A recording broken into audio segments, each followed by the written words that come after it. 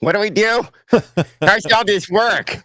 Wait, I need to put a bag over my head and breathe so I can calm down. All right, we're rolling. Hey, get where you're going and then keep going. Gear, parts, and accessories built to explore well beyond where off-road goes off-grid. Get real deals on performance parts and off-road accessories at realtruck.com. Hey, this is Josh, and this is the Jeep Talk Show flagship episode brought to you by, well, you, the listener. Without you, we'd have no reason to do the show. You can advertise it or your business on the Jeep Talk Show. Our rates aren't very affordable. They're just downright cheap. Head over to xjtalk.com/contact to find out more information and everything else about the Jeep Talk Show. Hi, I'm Tony, and I can't believe this is episode 1000. That's 1000 with a B, right, Josh? Is that how you put it? Yeah, I think that's how you spell 1000 it. with a B? We've never certainly won any spelling bees over here, that's for sure. All right, so we're going to do a little something different today, as you would expect. Now, we're not playing a bunch of clips and stuff from past years, but you're going to hear it from directly from us. I mean, after all, that's why you listen to the Jeep Talk Show, isn't it? Because of the people, the personalities. You, the listeners that call in voicemails, us, the host and co-hosts and guests and volunteers. It's all about the voice and the live reminiscing, and that's what we're going to do today. Check yourself out, some quality entertainment on the interweb. So, Boy, Josh, we've had some personalities over the years, God, haven't we? Yes. Oh, so as I was saying, so Josh, I had to go back and look because I think I remember the last time you mentioned this, and I think every time you've mentioned it, you think that you joined the Jeep Talk Show, the XJ Talk Show back then, around episode 60. I want to let you know, and this is nothing official because I just quickly went through the listen. I think you joined the show in November of 2012. And that was still in the 21st century, so that's the interesting thing. And but that would be around episode 43 or 43 to 50. So that's a lot of the 1,000 episodes. Well, that's when I finally wiggled my way out of the restraints and got back to my own studio. But yeah. And you've been in the same place the whole time, right? This is the same studio. Yeah. I know it seems like you and I have known each other a lot longer than that, but yeah, it's not been the years, it's the mileage. Right. It has been a lot of water under the bridge. And I kind of reminisce back to like some of the first days.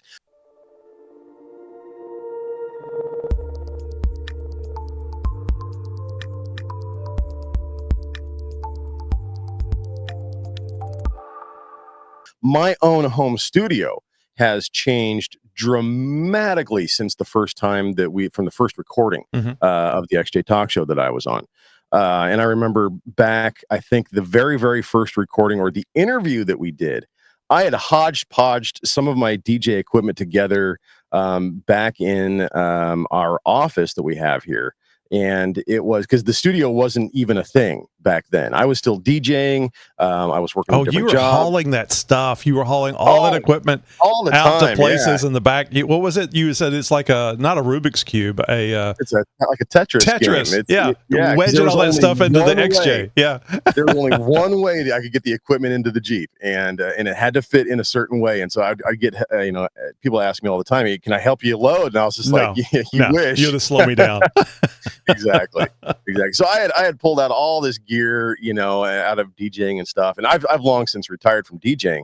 I've kept a lot of the gear, of course, but yeah, I mean, all that equipment that I was talking about back then isn't around anymore. What purpose other than taking up storage are you doing with the DJ stuff? So You're not doing DJ stuff. I envisioned that one day I'm going to be like this 87-year-old feeble man, and I'm going to, there's going to be some people around, and just for shits and giggles, I'm going to fire up the turntables, and I'm going to be grandpa, MC scratching the records, and so you're in love with that equipment. You're remembering all the stuff you went through to get it, and you remember going to the events, and you don't want to get rid of it. Yeah, you don't want to get rid of it. Honestly, there really is a lot of sentimental value attached to it, just because of the emotional roller coaster that a DJ can go through over the course of doing that sort of thing for decades. And I mean, it was my sole source of income for a while. A lot of fond memories, a lot of very interesting memories, a lot of stories to tell. And so it's a chapter of my life that was a very large chapter of my life, I suppose. And it's a part of who, what makes me who I am, I suppose. And so, yeah, but just remembering trying to piece together equipment to do that kind of a thing. And it's like, I really hadn't had any sort of idea of how it's all going to go together. And so I'm bringing stuff in. I'm trying to set up some kind of an acoustical environment because the office was not treated at all. For me, it sounded like absolute crap. And I was like, this is going to suck. There's nothing going on here. I've just the bare minimum of equipment that I need to do this, but I pulled it off. And you were impressed enough to allow me to the honor of producing a few segments before you finally said, all right, Josh, we'll give you a shot and bring you on board. Well, I mean, let's be fair. I had never done anything like this before. I knew I could count on myself, but just because somebody says, yeah, I want to be a part of this crap fest that you're doing, doesn't mean they're going to come to their senses, 5 minutes after they've done it. So, you don't want to bring somebody in as a co-host and then they're in there for 2 episodes and then you bring in another one. It's like these serial people that get married just every 2 years. They get remarried and remarried. I'm on my 7th wife. Yeah, exactly. Jeez, dude, oh God. So if you guys like this conversation so far, stay tuned. Are you ready? It's time for the Jeep Talk Show with hosts Tony, Josh, Wendy, and Chuck. Alrighty, so we are doing our 1,000th. I can't even say that. 1,000. Say it for me, Josh. 9 times. 9 times. 9 times. 9 times. I thought about that the other day when I was looking at episode 999 in the show notes. It's like that just needs more nines. 9 times. Anyway, we're doing our 1,000th episode today, and Josh had to come back. Josh left us a few months ago. It hasn't been a year yet, has it, Josh? It will be in May. Okay. So we're just a few months away. Yeah, unfortunately. Yeah. God, dang, it's been that long. He left us. It wasn't a fight. There was no infidelity or anything going on. It was just Josh having to go Tony get a was just job. Complaining that I never took him out anymore. So yeah, just some flowers occasionally. Why? Right. Why? What did I do wrong? It's funny. I talk about that. What do you do wrong? What did I do wrong thing? I was teasing Chris. Chris. Recently, I don't know if you know this or not, but he traded in his JK, and got a Gladiator. Yeah, I heard he's got a Gladiator now. Yeah, we actually had a little phone conversation the other day. He reached out, and I think it was after the last episode that I was on. It was just hey man, good to hear you again. Oh, that's nice. Just wanted to touch bases and say what's up and that sort of thing. And so we kind of chatted for, I don't know, it was a good half hour, 45-minute conversation on the phone. I mean, it was a long time. Chris and I have this ability. We both kind of have a gift of gab of sorts. Oh God, Chris yes. is a good conversationalist. I'm a good conversationalist. And so you get the two of us together and we're going to end up talking for hours. And it's absolutely natural, not forced or anything. And I mean, like the first time that I really got a chance to sit down with Chris was I think the first or second annual Jeep Talk Show Texas event. First one, I bet. He and I just so happened to be flying out of the same airport. Oh, that's right. And yeah, and when you were flying back, right? That was whenever you got to sit down. Yeah, we were flying out of Texas back to our you to Oregon, him to somewhere up northeast somewhere. Yeah, Michigan, Minnesota. I can't remember. Yeah. I always get those. I get nothing against Chris. I get those two states confused. So we had at least a couple of hours before our flight. I mean, it might have been 2 or 3 hours. Oh, that wasn't enough time.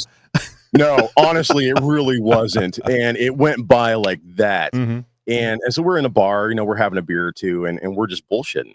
And next thing you know, it's like the flights are ready. And it's like, oh, I guess it's time to go. We could have sat there all day, all night. I mean, that's great. And that's a good reason for people to talk to one another. It's simply to pass the time. You learn a lot, but you get to pass that time that you would normally just be sitting there staring at your phone.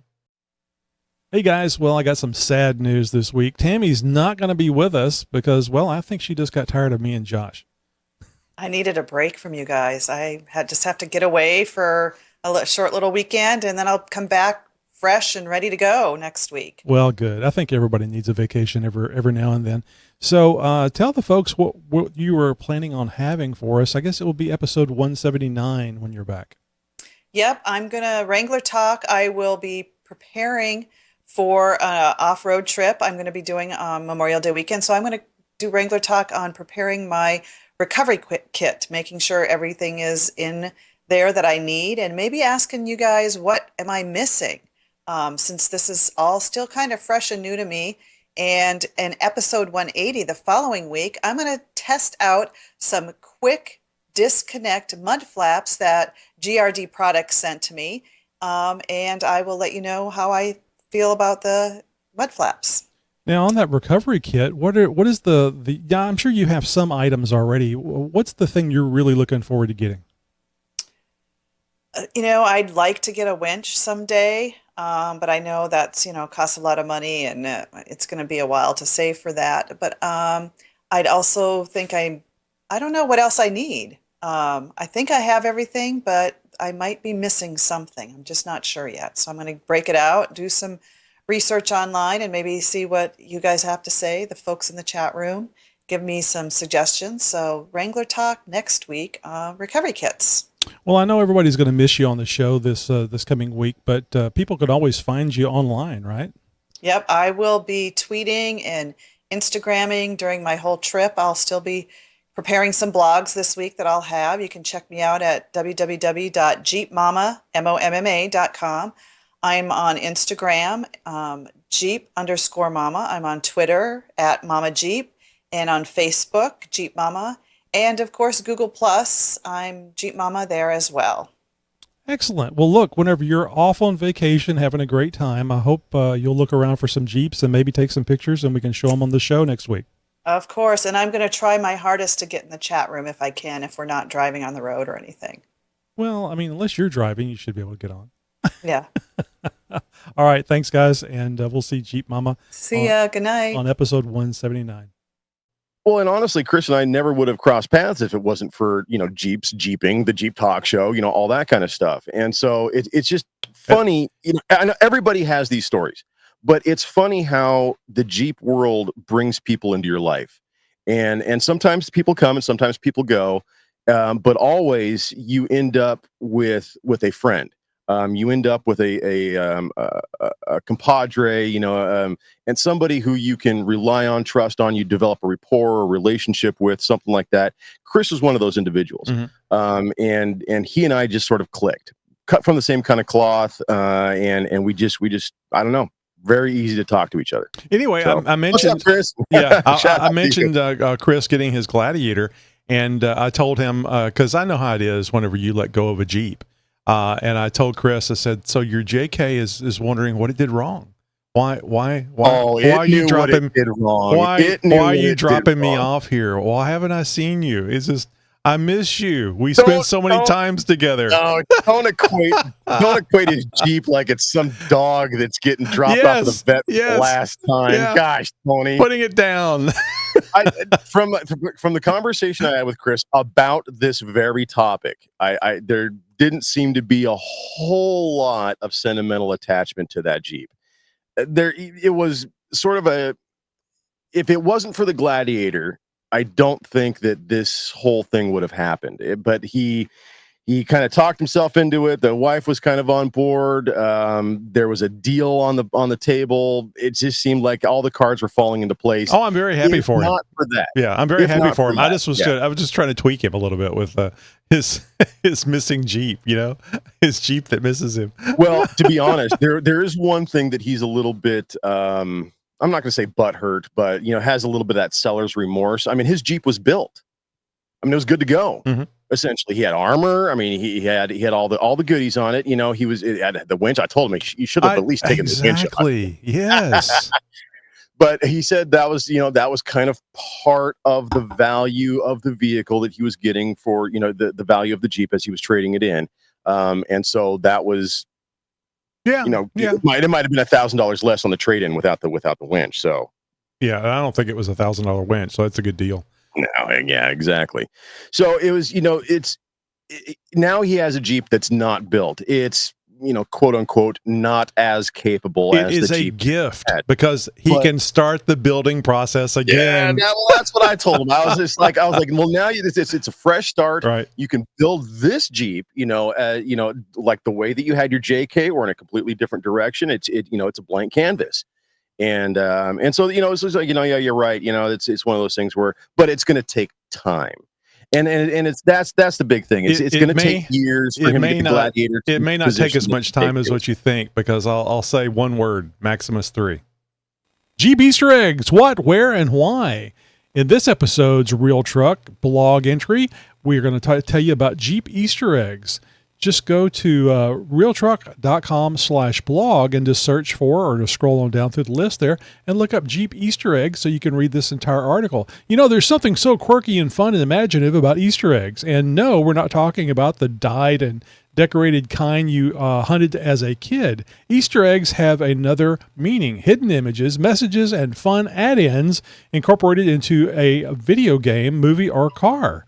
When it comes to Easter eggs in automobiles, no one does it like Jeep. The renowned off-road vehicle manufacturer goes to the extreme lengths for its dedicated fan base, incorporating countless models, pictures, and secret messages into its platforms.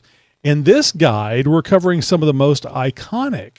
If you ever wondered about Jeep Easter eggs or noticed the lizard molded into your Wrangler's wiper cowl, stay tuned for our analysis on these fun and hidden finds. Again, just go over to realtruck.com/blog and look for Jeep Easter eggs. Hey, this is Tony from the XG Talk Show, and we've got John, Pre-Runner 1982, here today. He's going to talk to us about the Day of the Dirt adventure. This is a little trek across Oklahoma. And, John, what kind of things are people going to hear on the interview? A lot of Jeeps, a lot of dirt roads, and some of Oklahoma's forgotten histories, pre-statehood schools, old townships, cemeteries buried in high grass, train trestles, old bridges, a lot of good times, family event, and good picture opportunities. So watch for the bonus episode, Day of the Dirt, from the xjtalkshow.com. That's all I'm going to say. It's actually 2 words. He's not getting a Maximus. Well, Maximus 3 has a lot of parts, a lot of things that they put on, that you can buy and put on your vehicle. Tom Zielinski at 4Fest, I got to do an interview with him last year at EJS about all the Maximus 3 parts. And so I'm just going to leave it there. I'm not going to say anything more, but there may be. Wait, is he doing is he shifting jobs again? No, not at all. Okay. Not at all. This is just a conversation. I can see that going down. I can see, because he's a very good rep. He's got that gift, and I could see him all of a sudden.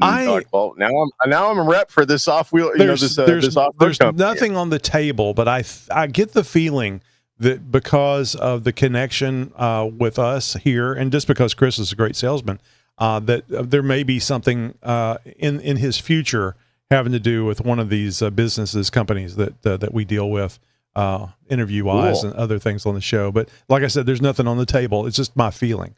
Because I think as people get to know Chris, and how good he is at sales and stuff, and like you said, the gift of gab, I think that's going to turn out to be something for him in the future. But anyway, let's get back to the beginning of the show. I was going to say start, but the stank. I think stank sounds better. The stank beginnings of the show, when it was just me and horrible audio. I wanted good audio, but Josh, you and I, and we've said this multiple times, we are audio snobs. We have to have great audio, and I would say that you're even worse than I am, and I'm bad about audio. This show, case in point, this episode, case in point. What the listener may not realize. You sound great. I want you to quit. I want you to let it go. Okay. You sound great. Quit thinking about it. For like 15, 20 minutes. We're actually late to the recording because of me. I got into the studio this morning, and like Tony says, it's been almost a year since I have been a regular part of the show. Mm-hmm. Thusly, and because I'm working 2 jobs and everything else, the studio is it gets a little dusty in here sometimes. Cats sleep on the mixer is what Josh on the mixer. is saying. Right. No, so I come in and I fire everything up, and my mic line has got some serious static on it, and so I'm fiddling in it because I can't stand bad audio, and so I'm swapping out chords. I'm fiddling with the mixer. I'm going through connections. I'm looking at equipment. Not I'm enough chasing the entire scotch. audio Not tape. enough scotch tape is what I'm telling you right now. How dare you? All right, so There's an inside joke right there. Yeah, I've always tweaked him about using scotch tape for electrical connections. So Josh, now way back when there was no show, there was no podcast, and there had been podcasts about Jeeps that had come and gone, and I refer to the term, and I didn't make it up, but pod fade, where people will start a podcast and then it will go away.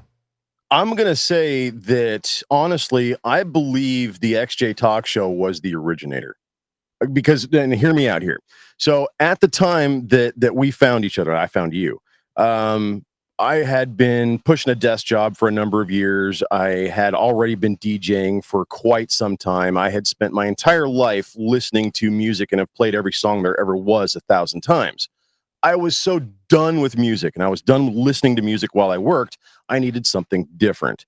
I had kind of dipped into podcasts a little bit, and I had kind of gotten to the end of like, well, I'm kind of done listening to these guys. What else is out there? Let me find something that I'm really interested in. I wonder if there's a podcast out there related to off-roading or Jeeps.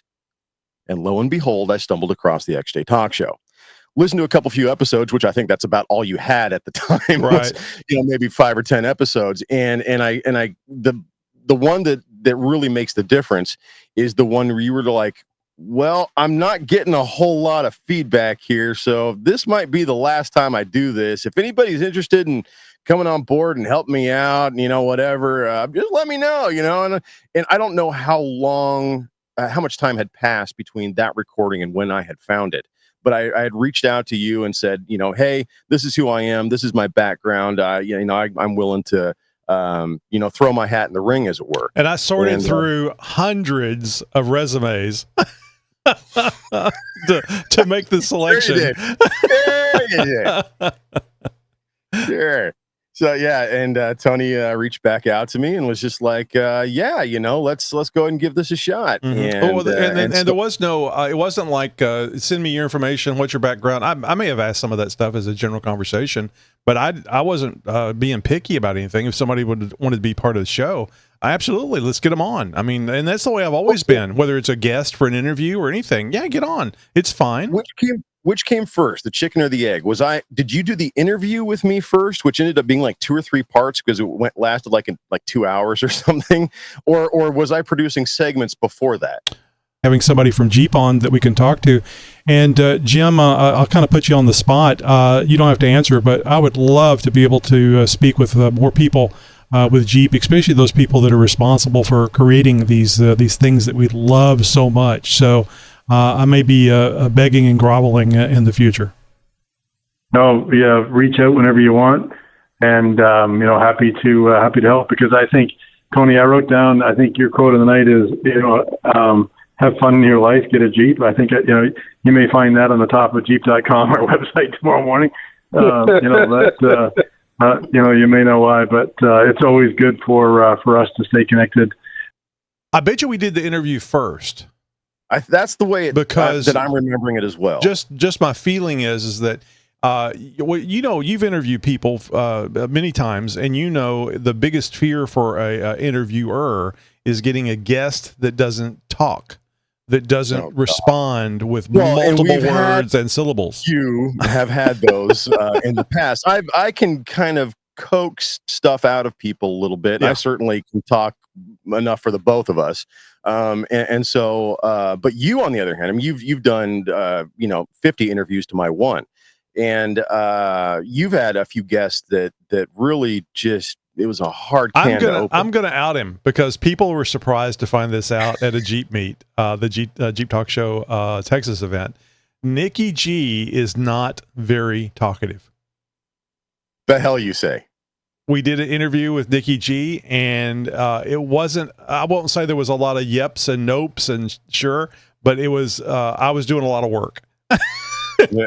Keeping the conversation going. Love Nikki G. Those jokes are great. But people commented, and they still comment about that time. I think it was last year that he came out for the event, that they were just really surprised how quiet Nikki G is. because that's not the persona that you get from the craziness that he says. I mean, you give him a mic, he'll go out and talk to people, like interview him and stuff. Because you remember we had a few of those too, where he would go. So, you just hilarious. jump out of somebody's fender and just be like, Jeep Talk Show.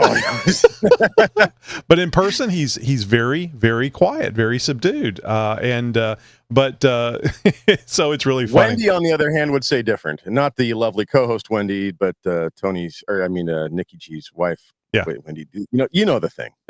Yeah, they go through that every time. It's hilarious. It's a thing. So I'm remembering getting back to we're going to be doing this a lot.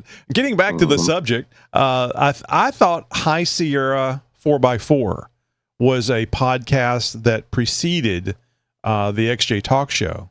And I think they had already come and gone by the time.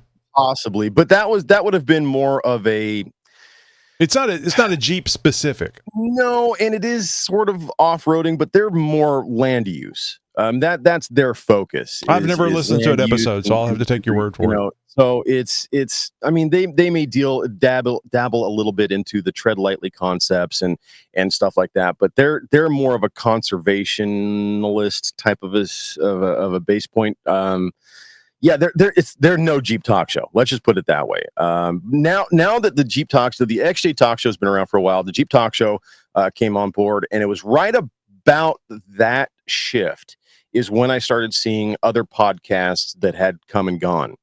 Okay. And maybe it was because we were focusing more on the numbers and establishing ourselves and whatnot. But I mean, honestly, we've been doing this longer than anybody else. We have more episodes than anybody else, and there has been other shows that have come and they've kind of stayed around a little bit, floated in and out, kind of. Sure, but they don't have the presence. They certainly don't have the audio quality that we do. They don't have the production. They don't have the team. There's just, I don't know. They are competitors, but like Tony said, there's been many that have come and gone. And I think the Jeep Talk. There is plenty of room and plenty of ear holes for everybody. So. The hell you say? They technically would be competitors, but there's lots of time in the day you can listen to more than one podcast. So, not if you ask me. No, I'm kidding. Yeah, well, there's a lot of people that are very territorial about the Jeep Talk Show, and I'm very proud that they love the show and they don't think there should be any other shows. I don't care. I'll say it again. If somebody else out there makes a better show about Jeeps, that's the one you should be listening to and watching. And we need to do better. And then send us our information and we will take them out. So anyway, we got you started on the show. There was, I think it did go like this. I think there was an interview and you definitely did well in the interview. I wasn't doing all the talking, no matter how hard I tried. And then you had you do some segments. I didn't want to jump straight to the hosting thing, although I think I may have mentioned it to you that maybe we could do something as far as you being a co-host, because I wanted to make sure that you were willing to be here week after week.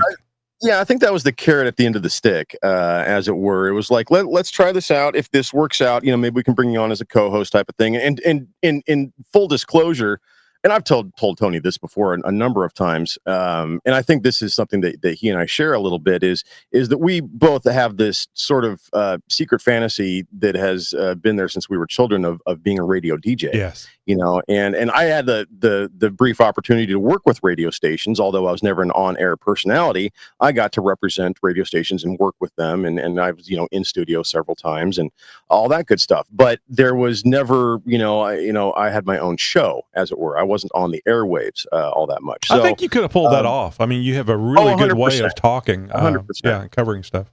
But I never went down the rabbit trail. Well, you got to bend over, and there's so many third-party people that are saying yay and nay, and they're not personalities. And who the hell are they?